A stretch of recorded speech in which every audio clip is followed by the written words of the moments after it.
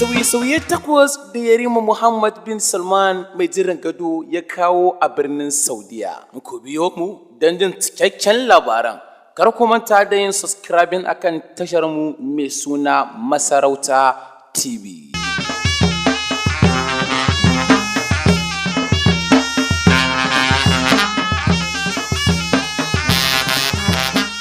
Tun bayan da ake sanar da zuwan mawaƙiya Nicki Minaj Saudiya domin yin waƙa, sai kafafen sadar zumuntar ƙasar suke ruɗe-ruɗe da kuma cece-kuce a kan batun. Ana sa ran Nicki Minaj za ta je ƙasar ne ranar 18 ga watan Yuli a wajen taron raye-raye na shekara-shekara wato Jeddah World Fest. Duk da cewa wannan ba shi ne karo na farko da aka samu irin wannan sauyin ba, mutane suna nuna damuwa kan zuwan Nicki Minaj ne musamman ganin irin shigar da mawaƙiyar ke yi a lokacin da take waƙa. A kuma ƙasar da ake yi wa kallon shine mai tsaurin ra'ayi kuma daular musulunci. Ana ganin cewa Yarima Muhammad bin Salman mai jiran gado ne ke kawo waɗannan sauye-sauye a ƙasar musamman a ɓangaren nishaɗantarwa.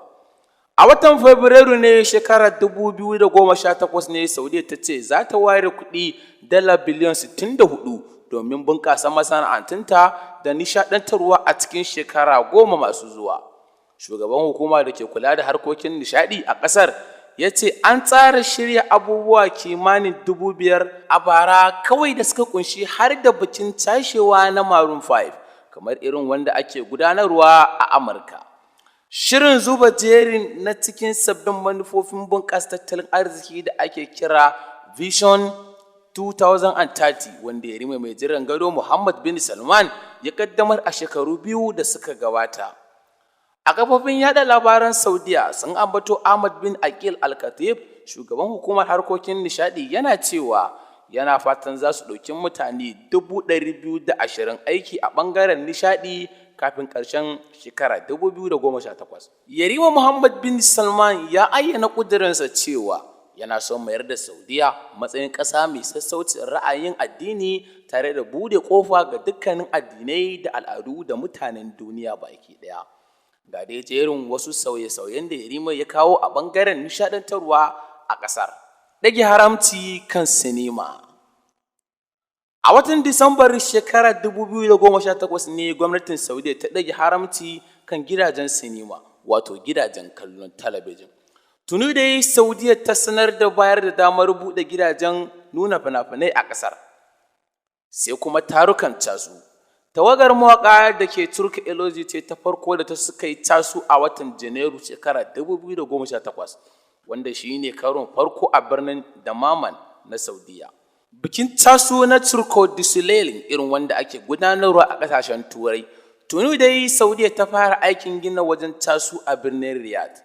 Haka kuma ƙasar ta sanar da cewa za ta gayyaci mawaƙa irin su Jay-Z da Mariah Carey da kuma tauraron 'yan ƙwallo irin su David Beckham. Ɗage haramcin tuki ga mata. A watan Satumba ne shekarar 2018, gwamnatin Saudiya ta sanar da ɗage haramcin tuki ga mata, kuma tuni aka fara baiwa mata lasisin tuki a Saudiya. Kafin ɗage haramcin, Saudiya ta kasance ƙasa ta ƙarshe a duniya da mata ba su da izinin yin tuki. Sai da duk da wannan ci gaba ga matan Saudiya, ana zargin hukumomin ƙasar da bin matakai na murƙushe waɗanda suka yi gwagwarmayar tabbatar da ba mata 'yancin tuki a ƙasar. Sai kuma buɗe gidan rawa a Saudiya. Haka zalika a watan Yuni shekara ta 2019, wani gidan rawa na birnin Dubai a ƙasar haɗaɗɗiyar daular Larabawa mai suna White ya sanar da buɗe sabon gidan rawa da ake kira da suna Halal Disco a Jeddah. Kafofin yada labarai na ƙasar sun tabbatar da buɗe gidan rawar, wanda suka ce tsarinsa ya yi kama sosai da gidan tasu na dare da aka sani, sai dai kuma ba za a dinga shan barasa a wajen ba. Shi ma gidan rawar na White ya ce wurin zai yi kama ne da ɗakin hira ba da mashaya ba. Sai kuma bikin kafa Saudiya da ya kawo gwamutsa mata da maza. A karon farko an ba mata damar shiga wani filin wasanni don bikin zagayowar ranar 'yancin kan masarautar Saudiya. A watan Satumba shekara ta 2017 ne filin wasa na Sarki Fahad a Riyadh, babban birnin ƙasar, ya makare da ɗaruruwan matan da suka yi danko don cin wannan gajiya. An ga mata a wasu lokuta ma cakuɗe da maza kan kujeru suna karkaɗa tutocin Saudiya albarkacin murnar ranar kafa Saudiya. Rahotanni sun ce bukukuwan wani yunkuri ne na gwamnatin Sarki Salman don ya haukaka alfahari da ƙasa da kuma inganta matsayin rayuwar Saudi. A wannan mako ne Saudiya ke shagulgulan cika shekaru 87 da kafuwarta a matsayin ƙasa. Sai kuma kallon 'yan kokowa na Amurka. A kanan farko a watan Afrilu shekara ta 2018, an baiwa mata da maza damar shiga kallon wasan kokowa na Turawa Amurka wato wrestling. An gudanar da damben kokawar ne na WWE wrestling a birnin Jidda, kuma maza da mata ne suka shiga kallon, wanda kafar talabijin ɗin ƙasar ta nuna kai tsaye. Maza zalla ne suka fafata a kokawar a Saudiya yayin da aka haramta damben mata a ƙasar. Sai dai a yayin da mutane ke tsaka da kallon kokawar sai ga tallar damben mata suna gani sanye da kamfai da ƙananan riguna kamar yadda suka saba yin damben nasu. Gwamnatin Saudiya dai ta nemi gafarar sakamakon kutsen da hoton bidiyon mata 'yan kokawar yayi.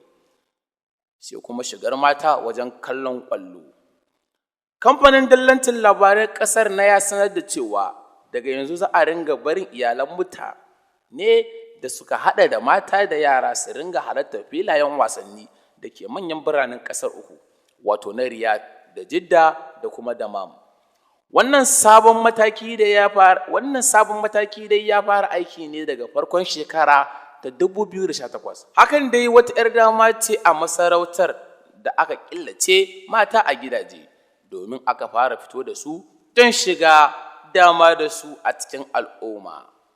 Sai kuma tsere kan keken mata zalla. A watan Afrilu ne shekara ta 2018 kuma aka gudanar da tseren keken mata na farko a ƙasar Saudiya, inda suka bai wa mutane da yawa mamaki a ƙasar ta masu ra'ayin mazan jiya, musamman a shafukan sada zumunta. Ƙasar Saudiya dai ƙasa ce da ta ginu kan al'amuran addini, kuma waɗannan sauye-sauyen suna alamta yadda ƙasar ke sauyawa cikin sauri zuwa ga rayuwar da ake yayi a ƙasashen Turai. Sai dai waɗannan sauye-sauyen da Yarima mai jiran gado Muhammad bin Salman yake bullowa da su a ƙasar na sanya mutane cikin ruɗani da jawo cece-kuce a ƙasar Saudiya, har ma a sauran ƙasashen musulmai na duniya baki ɗaya. Ana kallon Saudiya a matsayin wata jagora ta addinin Musulunci. Shi yasa a duk lokacin da ta bullo da wani abu da ba za a saba ga addini ba, shine mutane suke cece-kuce a kai don ya zama darsa ga shakku a zukatan wasu. Kar ku manta da yin subscribing akan channel TV ɗinmu da kuma yin sharing mai suna Masarauta TV don samun ingantattun labarai kai tsaye.